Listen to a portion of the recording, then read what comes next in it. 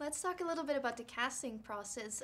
Did you have to audition at all? Or? I didn't have to audition, which was surprising to me because I'd never done an animated film. So I was actually nervous when I went into my first session that they were going to be like, oh, this girl doesn't know what she's doing. We need to get somebody else. But I was really excited about it. So, yeah, I still am a little unclear as to why they asked me to do it. You know, they mentioned that they'd heard me in interviews, but I wasn't really sure how to take that because the character's really rude and obnoxious. So, you know, I was really just so thrilled to be asked that I was like, okay, whatever. Yeah, you said that this was the first time that you did work for an animated movie. But why did you want to do it? What attracted you to the role of Courtney? She's gotta be, you know, even though it's really my first and only thing so far, she's gotta be one of the most fun kind of characters to play in terms of voiceover, because she's so all over the place, and you know, her mood swings are so like violent that it always felt like there were new options to try and new ideas to be had. So it didn't feel as kind of tedious and repetitive as I thought voice work would. So it was exciting to kind of have her to play around with. Did you have anyone in mind when you were doing the voice work? I didn't really. I felt like, you know, she was really on the page, and she was so funny on the page that I just went in and kind of tried some stuff. And the thing is, I didn't even really realize that I was doing a voice. It just is how she kind of came out of me. And now I listen to it, and I'm like, oh, that is the most annoying thing I've ever heard.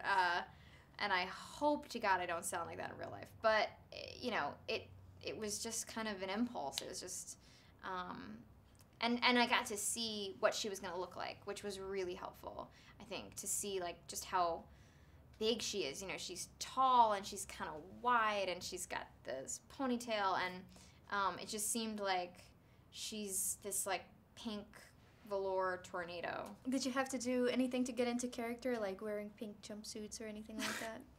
I know I made a joke about wearing a pink jumpsuit, and now I think that people think that actually happened. I did not wear a pink jumpsuit. But I did chew gum, actually, in a bunch of the takes to just sound more obnoxious and disengaged. Do you actually believe that people can see ghosts?